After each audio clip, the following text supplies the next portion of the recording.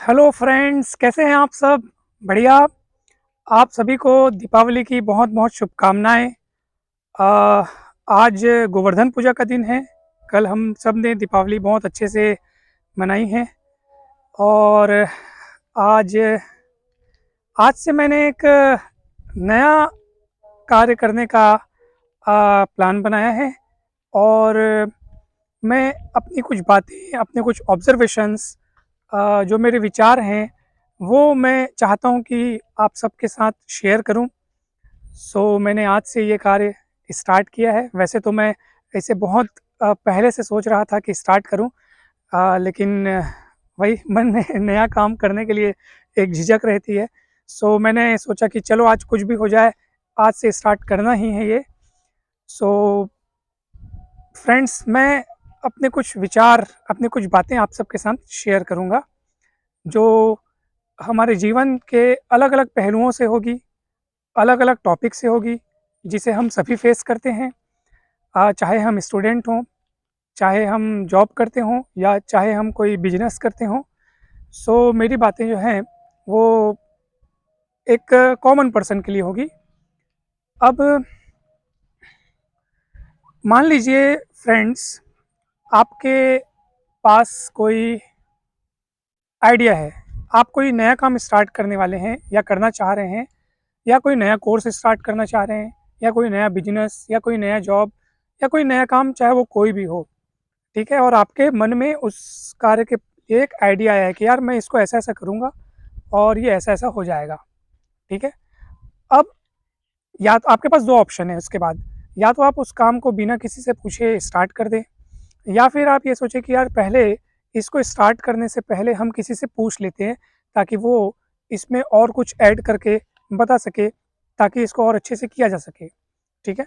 यानी आप सलाह चाहते हैं किसी व्यक्ति की कि इस काम को हम स्टार्ट करना चाहते हैं, और कैसा रहेगा, अगर हम स्टार्ट करेंगे तो सक्सेसफुल होगा कि नहीं होगा, कौन कौन सी इसमें बातें जो इसको और अच्छा बना सकती हैं। क्योंकि आप हमेशा पॉजिटिव चाहेंगे, जो काम आप स्टार्ट करने का सोचें आप चाहेंगे कि वो और किस तरीके से बेहतर उसको बनाया जा सकता है। तो फिर आप क्या करेंगे कि कुछ लोगों से सलाह लेंगे। ठीक है, कि भाई हम ये काम ऐसा ऐसा करने का स्टार्ट करने का सोचे हैं, तो हमें कुछ सलाह दीजिए।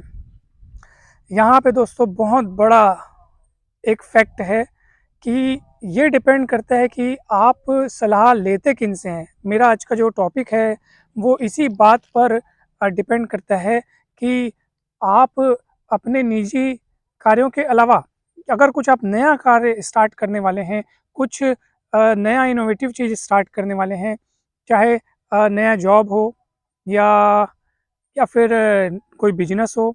ठीक है, या आप अगर स्टूडेंट हैं तो किसी नए कोर्स में अगर आप प्रवेश लेना चाहते हैं, चाहे वो कोई भी फील्ड हो, चाहे वो कोई भी पर्सन हो, बहुत हद तक डिपेंड करता है कि आपके सलाहकार कौन है।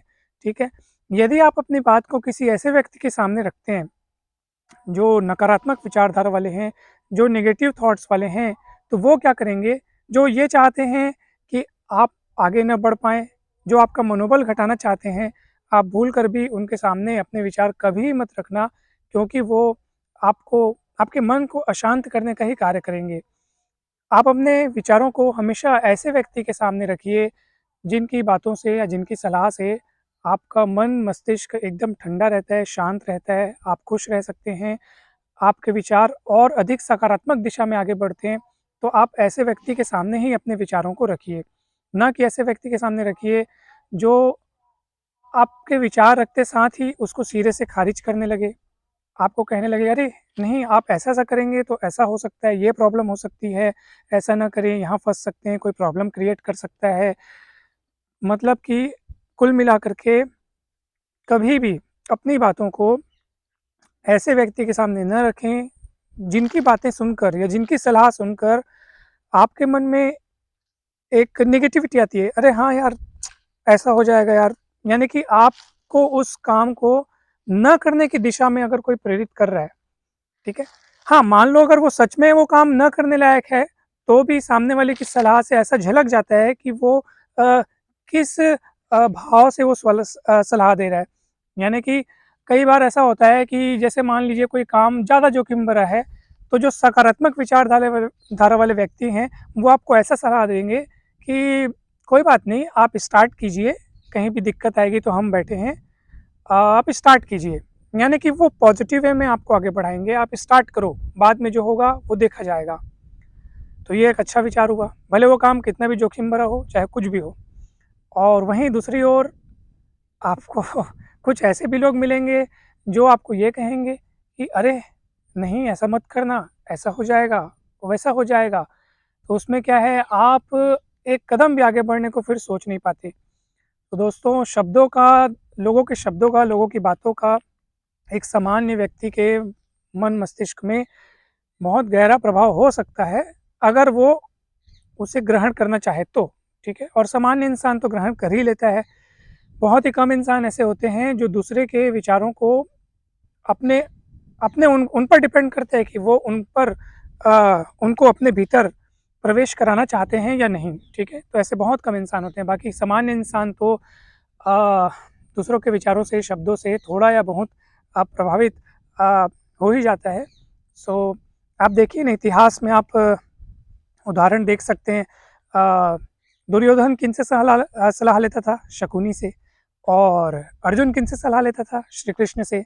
चाहे वो राजकीय कार्यकाज के लिए हो या फिर युद्ध की नीतियों के लिए, तो अर्जुन हमेशा श्री कृष्ण और अपने भाइयों से सलाह लेता था, जबकि दुर्योधन शकुनी मामा से सलाह लेता था, और परिणाम आप सब जानते हैं। सो बहुत बहुत हद तक ये डिपेंड करता है कि आप अपने एटमॉस्फेयर में कैसे लोगों को रखते हैं। अब प्रश्न ये उठता है सर कि पता कैसे लगाया जाए, कि क्योंकि आप पहली बार जब किसी व्यक्ति से मिलते हैं तो पता नहीं लगा सकते कि वो आपको सकारात्मक विचार प्रदान करेगा या नकारात्मक, कौन-सी सलाह देगा।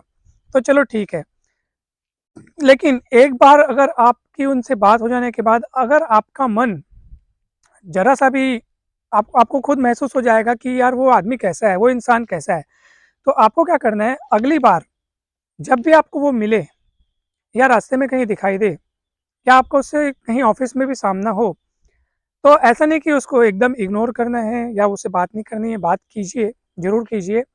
अगर वो हमारे बड़े हैं, तो उनका अभिवादन कीजिए, नमस्ते कहिए, लेकिन जितना हो सके दोस्तों, उनसे दूरी बनाए रखिए। आप उनका अपमान नहीं कर रहे हैं ऐसा करके, आप सिर्फ़ उनसे दूरी बना रहे हैं, उनका आपने सम्मान किया, अभिवादन किया, लेकिन जितना हो सके उनके विचारों को ग्रहण करने से बचें।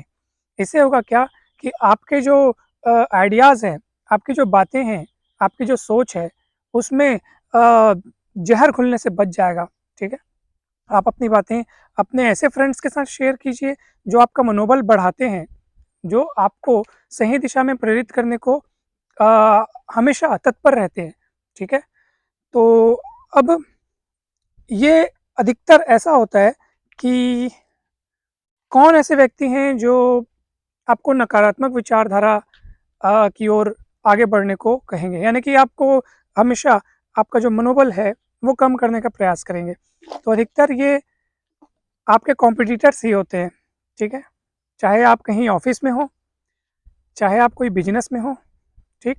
यानी वो चाहते हैं कि हमारे सामने हमारे जैसा कोई दूसरा खड़ा ना हो सके, तो ऐसे ही लोग हमेशा आपको डोमिनेट करने की, यानी कि अ, नेगेटिव थॉट्स आपके मन में भरने की कोशिश करते हैं, ताकि आप उनके सामने खड़े ना हो सकें।